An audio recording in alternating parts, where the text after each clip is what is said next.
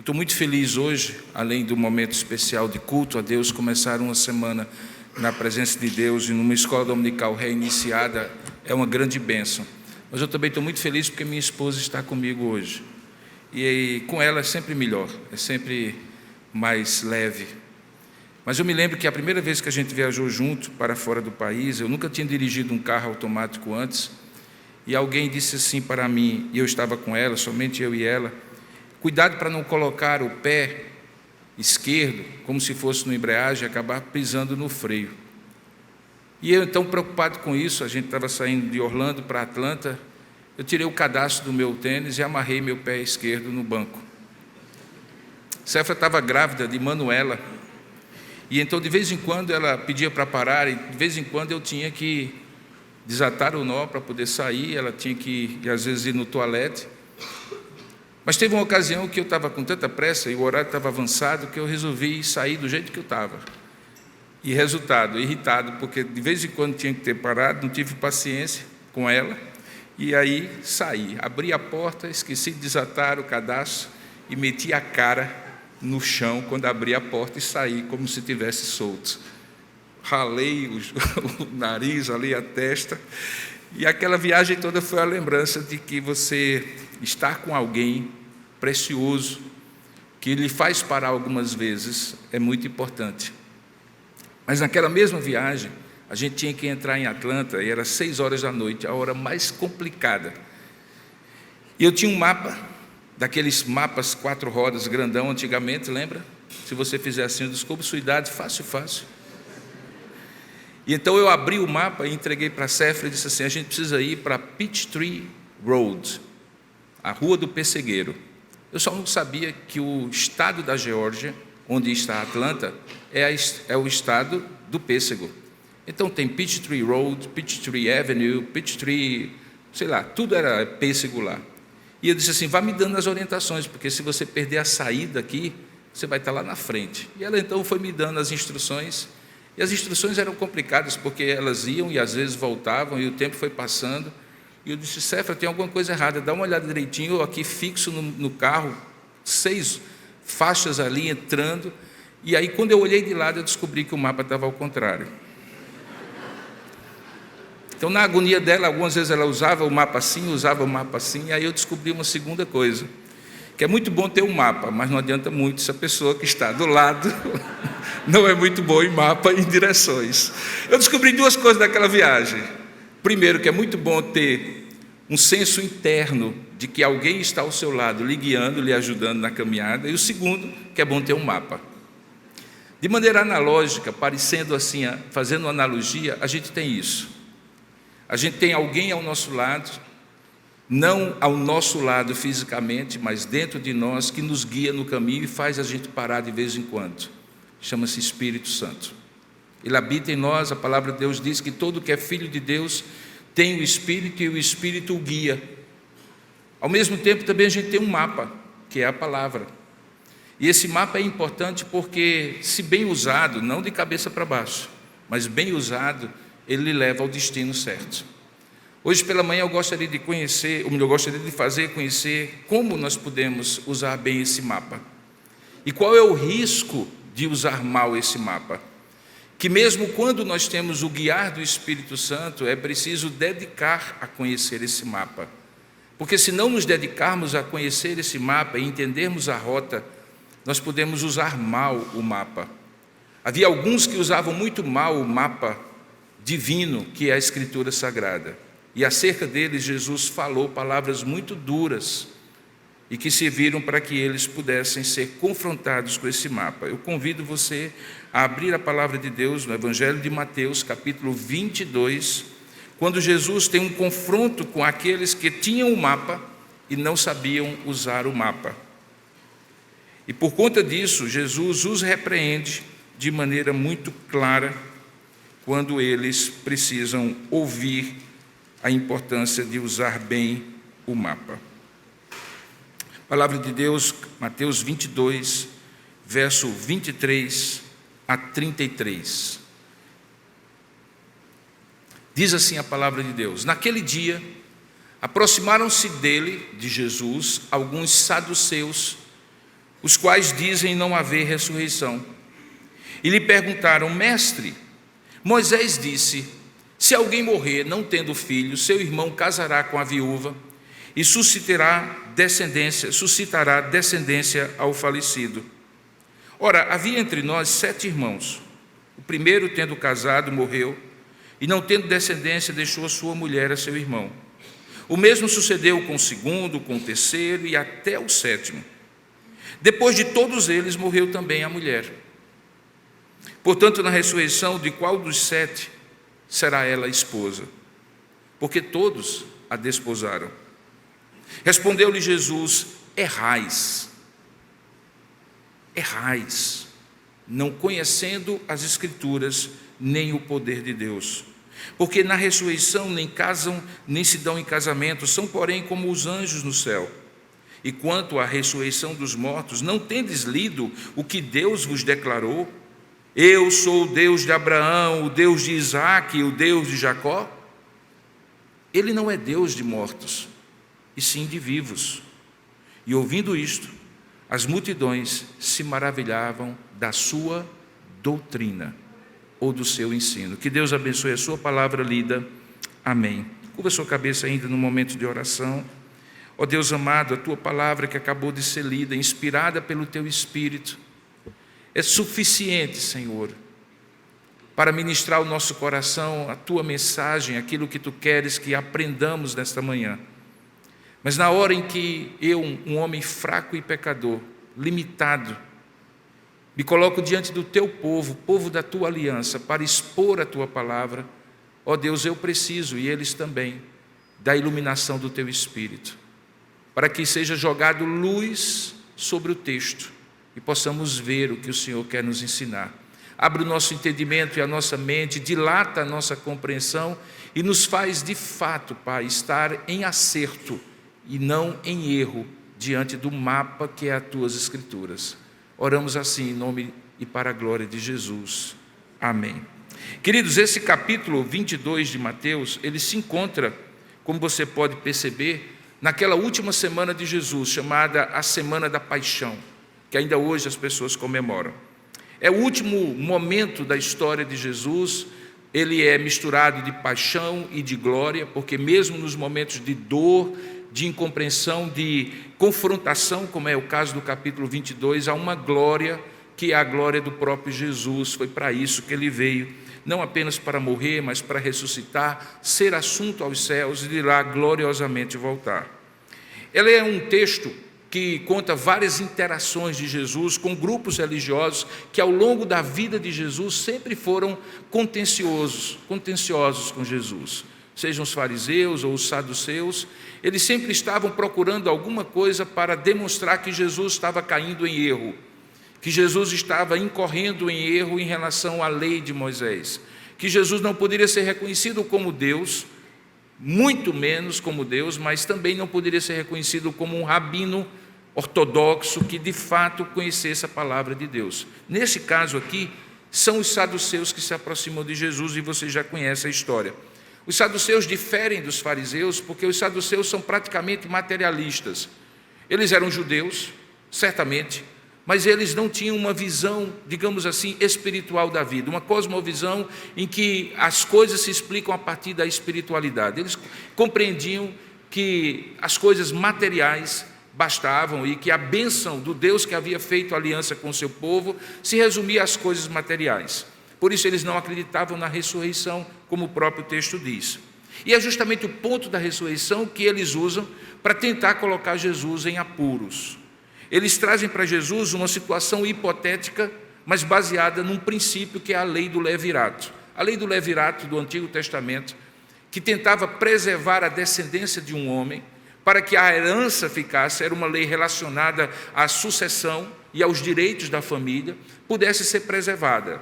Então, quando uma pessoa morria, o seu irmão, principalmente o mais velho, tinha a oportunidade de contrair núpcias com a viúva e dar sucessão, principalmente se ele não tivesse filhos, para que a herança que ele havia deixado para a viúva pudesse continuar com os filhos que viessem. Essa lei era uma lei que tentava preservar, de alguma maneira, uma certa conjuntura social em que alguém não fosse destituído da herança, principalmente quando o pai morrera. Pois bem, essa era uma lei verdadeira, era um princípio bíblico. Mas a maneira como aqueles saduceus colocaram a situação hipotética em cima do princípio bíblico, claramente era uma maneira que tentava colocar Jesus em dificuldades. A situação hipotética você já ouviu. Havia 3 irmãos, e na sucessão, cada um deles, a partir da morte do primeiro, veio a desposar aquela mulher. E na hipótese que eles levantaram, quando todos morreram, inclusive a própria esposa, e por favor, não faça piadas com essa mulher que consegue matar 7 esposos, mas quando chegasse no céu, de quem ela seria esposa. Mas antes de Jesus responder à pergunta objetivamente, Jesus aponta qual era o erro, o vício de origem daquela pergunta. Qual era o erro básico? Qual era o pressuposto falso? Qual era a premissa sobre a qual eles estavam trabalhando e que não tinha fundamento na palavra? A premissa era que Deus estava muito mais preocupado com os vivos do que os mortos, e eles também deveriam estar.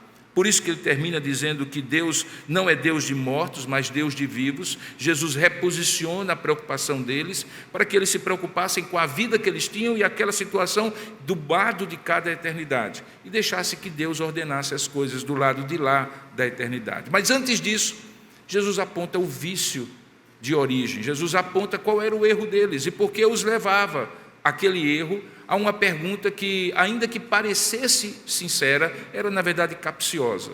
E era uma pergunta que trabalhava em cima de um pressuposto falso. O pressuposto falso era devido ao fato deles não conhecerem a Escritura. Veja a ordem, ou melhor, o flagrante que Jesus dá no verso 29. Diz que, ao responder, Jesus diz: errais. Errais. Quando você vai ler no Novo Testamento em grego, essa vírgula que está aí poderia ser também um ponto. Os que traduziram para o português preferiram colocar uma vírgula, mas na verdade melhor seria se fosse um ponto. Quando você vai responder a alguém e você começa com uma única palavra, com um único verbo, e depois dele você coloca um ponto, faz uma pausa e depois explica por que você está dizendo isso. É porque, na verdade, você está querendo chamar a atenção da pessoa que vai lhe ouvir ou que vai lhe ler para aquela primeira palavra, que é fundamental, que é importante, que é exatamente o ponto que a pessoa deveria colocar toda a sua atenção. E Jesus faz isso. Jesus diz assim: errais. Errais. Errais. A palavra erro, que é traduzida aqui, significa alguém que erra o alvo, o centro da mosca de um alvo. É alguém que lança uma flecha e não acerta sequer o alvo. Errais, errais, errais. A ênfase de Jesus para aqueles homens que usavam de maneira assintosa, capciosa, um princípio bíblico tão precioso que era a lei do levirato, para trazer dificuldades para ele, era que havia um erro essencial, duplo, mas o mesmo erro. Eles não conheciam nem as Escrituras, nem conheciam o poder de Deus. E Jesus não coloca nesses termos dizendo que são 2 erros diferentes. Quando você vê a fraseologia original, você compreende que é como se Jesus estivesse dizendo assim: vocês não conhecem as Escrituras e também não conhecem o poder de Deus. Mas, na verdade, essas 2 coisas caminham juntas. Não conhecer as Escrituras é não ter a possibilidade de conhecer quem Deus é, inclusive o seu poder. Porque são as Escrituras que revelam quem Deus é. Nós sabemos, dentro da nossa teologia, que Deus se revela de maneira geral na criação. Paulo, escrevendo aos Romanos, no capítulo 1, diz que a ira de Deus se revela contra aqueles que, mesmo vendo todos os atributos de Deus, a sua gloriosa presença, a beleza das cores, dos sonhos, das coisas grandiosas e minúsculas da natureza, não reconhecem Deus a natureza. Essa é uma revelação geral. Conhecemos o poder, conhecemos a glória, conhecemos a soberania, conhecemos todos aqueles atributos magníficos de Deus simplesmente olhando na Escritura. Mas esse poder, ou essa revelação, não tem poder para salvar. Na nossa teologia, o poder de salvar não está na criação e na observação de todas as coisas, mas na revelação que Deus faz ao longo da caminhada com o povo que Ele escolhe e que está registrado na Escritura. Revelação essa que chega ao seu ápice na pessoa de Jesus, o Verbo vivo, a palavra encarnada, que diz não apenas tudo aquilo que já estava dito, encarnando em si mesmo toda a lei e toda a palavra do Senhor, mas também revela atributos maravilhosos de Deus, o seu amor, a sua graça, a sua bondade, aquilo que nós chamamos de atributos morais. Se a natureza nos mostra que Deus é o totalmente outro, o transcendente, o inalcançável, aquele que está para além das montanhas, olho para os montes, de onde me virá o meu socorro vem do Senhor que fez os céus e a terra. Os céus não conseguem contê-lo, e os céus são o estrado do seu trono. Se isso é verdade por um lado, por outro lado, é verdade que a Escritura Sagrada e a pessoa de Jesus, de modo muito particular, revela este Deus maravilhosamente perto. Jesus é o Emanuel, não apenas o transcendente, mas também o imanente. Jesus é o que se faz carne, habita entre nós, nos dá a oportunidade de ver a sua glória, glória como do unigênito do Pai, mas é uma glória compassiva, amorosa, próxima, que acolhe, que vai em busca do pecador, e isso é revelado na Escritura. Na pessoa de Jesus e tudo aquilo que o envolve, sua palavra, seus ensinos, suas obras, sua morte vicária na cruz, de modo que essas duas revelações se completam no livro da natureza e no livro da lei do Senhor, que o salmista diz que é mais doce do que o mel e mais preciosa do que o ouro e o ouro depurado.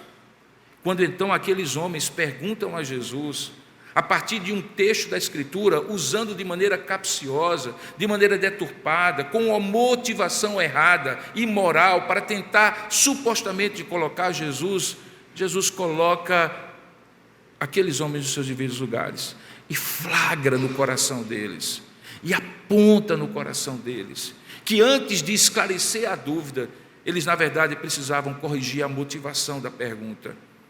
Porque a motivação da pergunta era que eles estavam em erro, porque se eles não conhecessem as Escrituras, não apenas se eles usassem a Escritura de maneira deturpada, mas se eles não conhecessem as Escrituras para usar a Escritura de maneira correta, eles não conheceriam nem Deus, nem o poder de Deus. Portanto, a pergunta deles era inglória. Queridos, nós temos um grande desafio na vida cristã: sermos guiados pelo seu Espírito. Mas esse desafio facilita a nossa vida se nós temos um mapa que o Espírito nos aponta e que diz exatamente quais são os princípios, as verdades e aquilo que precisamos fazer e não fazer. Cada um de nós, quando professa a sua fé e diz ser do Senhor, e recebe o batismo nessa igreja e em outras igrejas, precisa primeiro fazer uma profissão de fé para depois receber a água do batismo. E na profissão de fé, uma das coisas que afirma é reconhecer a palavra de Deus como sua única regra de fé e prática. Em outras palavras, reconhecer a palavra de Deus como o mapa que nos encaminha na verdade. E por que esse mapa é importante? Primeiramente, porque ele revela aquele que nos guia. Revelar aquele que nos guia é fundamental, porque a nossa alma, ela é porosa a todo tipo de influência.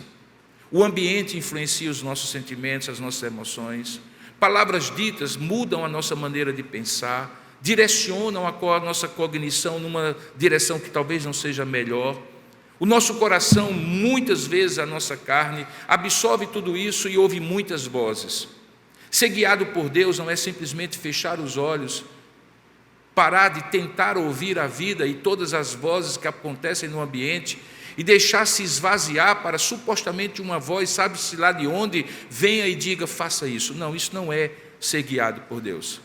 Ser guiado por Deus é abrir a palavra de Deus, abrir os olhos e ler a palavra de Deus e pedir que o Espírito ilumine para que você possa compreender como essas histórias se aplicam a você, porque essa palavra é eterna, passará os céus e a terra e ela jamais passará. Por isso nós chamamos que a Bíblia é o critério objetivo para que a nossa fé subjetiva não seja enganada por muitas vozes. Por quê? Porque aquele que conhece as Escrituras é guiado pelas Escrituras e pode confrontar as muitas vozes para ver se elas estão afinadas com Deus ou desafinadas com Deus. Daí porque quando nós oramos muito, nós precisamos orar à luz da Escritura. Se você pega, por exemplo, as orações que o apóstolo Paulo faz nas suas epístolas, uma das coisas que ele mais pede é que nós possamos ter no nosso coração ricamente habitada a palavra de Deus, que nós tenhamos o discernimento para compreender a palavra de Deus, as palavras do Senhor, porque é assim que nós somos guiados por Deus, quando conhecemos quem é o nosso Deus que essa Escritura revela. Senão ficamos soltos para olhar para a natureza e confundir sol com Tupã, como alguns fazem. Olhar para os fenômenos da natureza e acharmos que existe uma energia cósmica da mãe Gaia, que é a natureza, e nesse esoterismo contemporâneo achar que é ela que precisa ser adorada, que nós e todos os seres vivos, à semelhança daquele filme Avatar, temos uma conexão espiritual meio etérea e esotérica, que nos faz ser apenas mais um ser na cadeia evolutiva, nesse grande ecossistema, que não é só biológico, para aquele filme também é espiritual. No entanto, quando olhamos para a Escritura, nós acabamos descobrindo não apenas quem Deus é, mas acabamos descobrindo também os nossos próprios dramas e quem nós somos. Aqueles homens poderiam até ter um interesse legítimo na pergunta, e a pergunta realmente revela um drama normal da vida, de morte, de sucessão, de parentesco, de relacionamentos. Porque quando conhecemos Deus, sim, Ele coloca a nossa vida e os nossos dramas pessoais na devida perspectiva, e eles poderiam, sem dúvida alguma, ter sido esclarecidos, como eles acabaram sendo, no versículo 30, quando Jesus diz que na ressurreição, coisas da vida do lado de cá da eternidade perdem sentido do lado de lá. Porque se é verdade que precisamos casar e se dar em casamento, formar famílias, esta é uma realidade do lado de cá da eternidade. Ele não está dizendo que nós não iremos reconhecer as pessoas que nós conhecemos aqui na terra, nem também está dizendo que nós iremos reconhecer. Essa é uma questão que aparentemente está aberta, porque não era a questão em fulcro aqui, aquilo que era mais importante. O que ele está dizendo é que essas coisas não vão nos importar tanto no céu, como nos importam aqui na terra. Que nós estaremos completamente destituídos da necessidade de ter relacionamentos que nos dêem identidade e propósito de vida. Porque teremos o maior de todos os relacionamentos, porque estaremos face a face com Ele. Essa carne corruptível se revestirá de incorruptibilidade. As minhas carências de ter pessoas ao meu lado que me ajudem, chamadas famílias e amigos, elas não têm o mesmo sentido, a mesma importância, porque eu estarei diante daquele que supre todas as minhas necessidades. Até mesmo a perspectiva de tê-los ao meu lado será diferente da perspectiva que eu tenho hoje. Eles poderiam ser esclarecidos, Jesus poderia fazer uma teologia sobre isso. O grande problema é que eles erravam, porque eles não queriam a Escritura como um guia, como uma regra de fé e prática, mas como um pretexto para colocar Jesus em apuro. Quando nós conhecemos quem Jesus é, certamente Ele está disposto a nos esclarecer as coisas próprias da vida, do lado de cada eternidade, do lado de lá da eternidade. Mas nós não conheceremos, se não conhecermos as Escrituras. Jesus flagra, portanto, a motivação, porque o mais importante ao conhecer as Escrituras não é tanto saber as coisas da Bíblia, versículos decorados, embora isso seja muito importante, diga-se passagem. Na hora de um aperto, o Espírito Santo lhe faz lembrar aquilo que você tem na mente. É mais ou menos como fazer um vestibular ou uma prova de concurso. De nada adianta, se você não estudar, pedir na hora que Deus lhe faça lembrar o que você não sabe. Deus lhe faz lembrar o que você sabe. E para isso você precisa saber. Então, nas horas mais apuradas que você tiver, mais angustiadas que você tiver, e que você pedir a Deus, Deus fala comigo, Ele vai lhe fazer lembrar todas as coisas que Ele tem lhe ensinado. Mas se você não aprender, haverá um grande vazio naqueles momentos mais cruciais, e você não saberá o que dizer e como agir. Por isso é bom, antes da prova, estudar a matéria.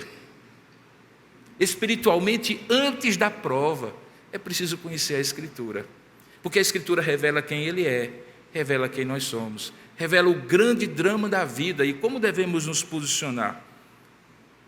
Por isso, que o efeito daquilo que Jesus ensinou para eles se espalhou de maneira completamente especial para aquela multidão que estava sempre ali. Jesus possivelmente estava num dos átrios do templo.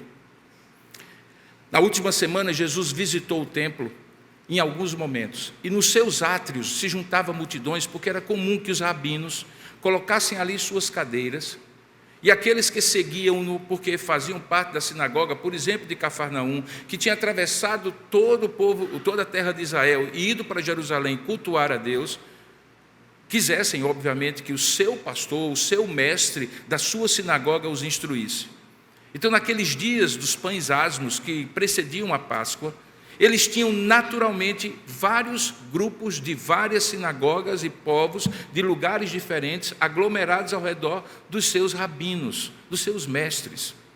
Jesus possivelmente era um destes, em confronto e comparação com todos os outros. Mas veja o que é que diz o verso 33, depois daquela interação que Jesus teve com os saduceus, provocada por aquela inquirição completamente fora de propósito. Diz a palavra que, ouvindo isto, as multidões se maravilhavam da sua doutrina.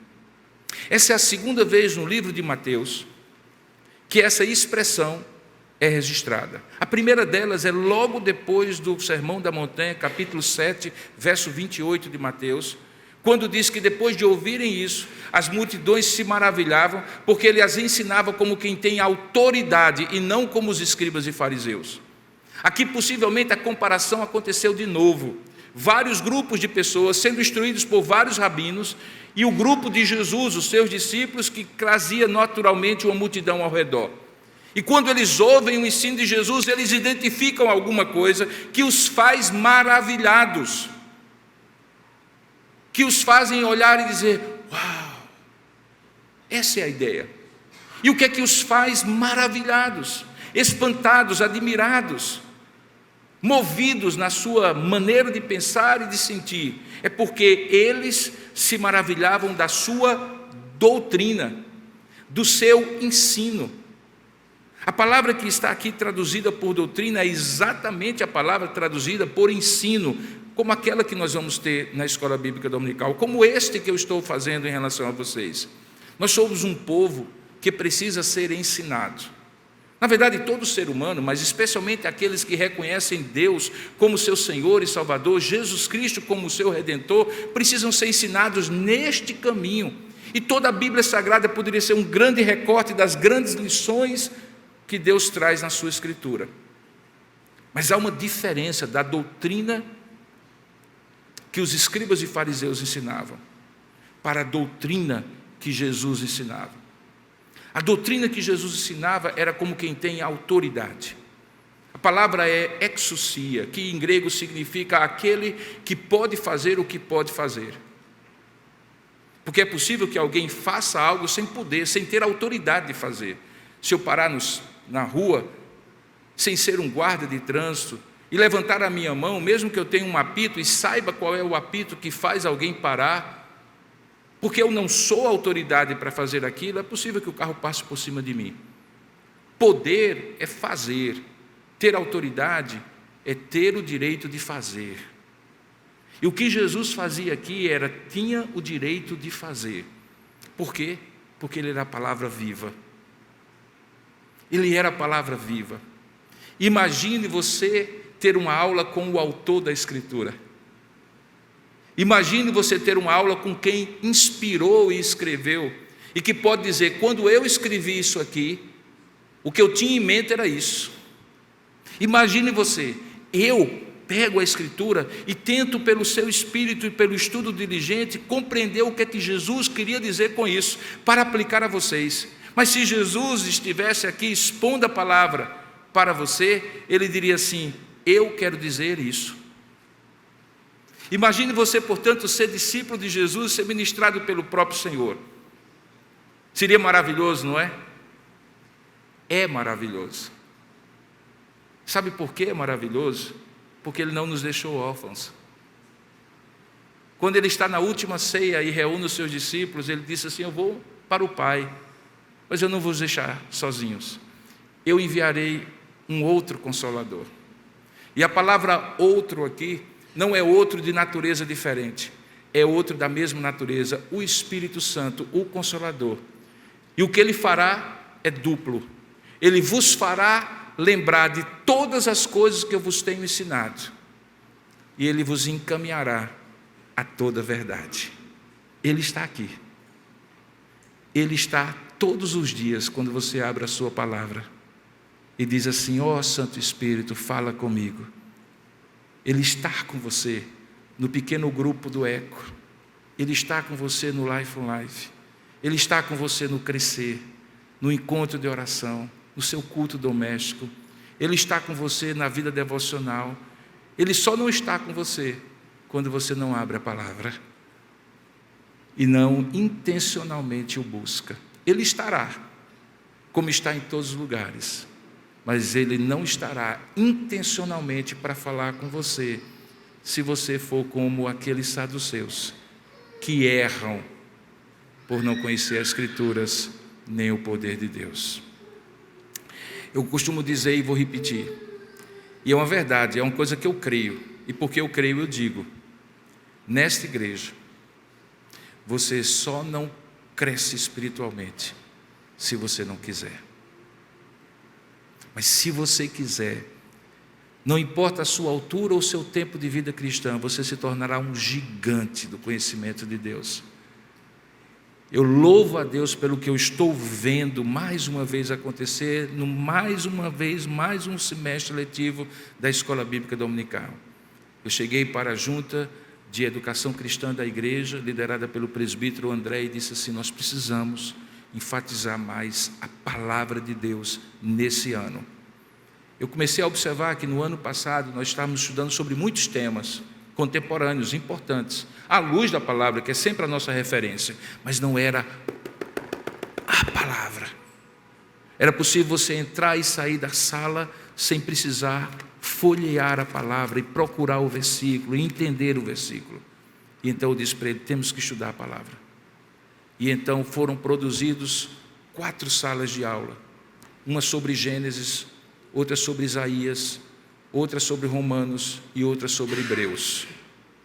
Os professores receberam e se reuniram para preparar material. As aulas estão maravilhosas, os temas são maravilhosos, a bibliografia é a mesma que se usa nos melhores seminários da igreja presbiteriana, e os professores que nós escolhemos também são aqueles que têm se dedicado, pastores, presbíteros e homens e mulheres de Deus, para nos ensinar. Mas cuidado, porque a quem muito é dado, muito é requerido. Nenhum de nós poderá chegar para Jesus e dizer assim: mestre, como é isso, se isso já foi nos ensinado? É preciso dobrar e dizer: Senhor, ensina-me, por meio dessa escola bíblica dominical, dos momentos de devoção pessoal e de crescimento espiritual. Que nenhum de nós escute: errais. Cada um de nós escute: acertaram, porque conhecem as Escrituras e, consequentemente, o poder de Deus. Seja bem-vindo a mais um semestre da Escola Bíblica Dominical. Que Deus o abençoe e faça crescer na graça e no conhecimento do Senhor. Mas não fique somente na escola dominical. Aplique ao seu momento devocional e à sua caminhada com Deus. Que tal um compromisso agora? Eu fui surpreendido essa semana, antes de ontem, atendendo um jovem aqui no gabinete, quando ele disse assim: pastor, eu dobrei a aposta, eu dobrei a meta, não como daquela outra, que não tinha meta, dobrava a meta e não sabia qual era a meta. Estou falando meta verdadeira. Ele disse assim para mim: eu tinha uma meta que todo ano eu ia ler a Bíblia uma vez. Eu dobrei a meta, eu estou lendo a Bíblia e vou ler 2 vezes esse ano. Aquilo me envergonhou, porque eu não sei se eu vou conseguir ler a Bíblia 2 vezes esse ano. Eu normalmente leio 1 vez por ano, mas 2 vezes. E na minha mente eu pensei assim: é jovem, né? Está entusiasmado, lá pelo meio do ano ele desiste, ou então ele tem muito tempo, assim também. Mas é curioso, né? A gente sempre dá uma desculpa para errar e nunca dá uma desculpa ou um motivo para acertar. Eu quero desafiá-lo: dê um motivo para acertar. Diga assim: Senhor, esse ano de 2025 será o ano da profundidade com Deus na Tua Palavra. Será o ano do estudo da Tua Palavra. Será o ano da leitura, da meditação na Tua Palavra. Eu quero crescer na Tua Palavra. Eu quero conhecer mais de Ti. Senhor, eu não quero ficar pensando que o que eu sei hoje de Ti é o mesmo que eu sabia há 20 anos quando eu comecei a minha vida contigo. Eu quero conhecer mais. Eu quero saber mais. Eu quero ficar maravilhado com a Tua doutrina. Esse é o desafio. De não apenas conhecer, mas de conhecer e se maravilhar. Que Deus o abençoe. Amém. Ó Deus amado e querido Pai, toma conta da nossa vida, da nossa caminhada contigo. Louvamos o Teu nome pelo Teu Espírito que nos guia e que habita em nós, porque Ele nos encaminha a toda a verdade e nos faz lembrar de todas as coisas que Tu tens ensinado. Mas ajuda-nos a fazer uso diligente desse meio de graça que é a Tua Palavra. Ajuda-nos, ó Pai, a não errar. Ajuda-nos a acertar. A ter a Tua Palavra como guia e instrução, como manual, como escritura sagrada. Que ela não fique no canto da sala, no fundo de uma gaveta, ou seja, trazida pela igreja, para a igreja somente uma vez por semana. Que ela habite no nosso coração, porque ela diz que habitando no nosso coração a Tua Palavra, nós não pecamos contra Ti. Oramos que o Teu povo que está aqui assuma o desafio de que em 2025 será o ano da profundidade, do conhecimento, de saber mais e se maravilhar com o que sabe, de Ti, de si mesmo e da vida. É assim que nós te oramos, em nome de Jesus. Amém, Senhor.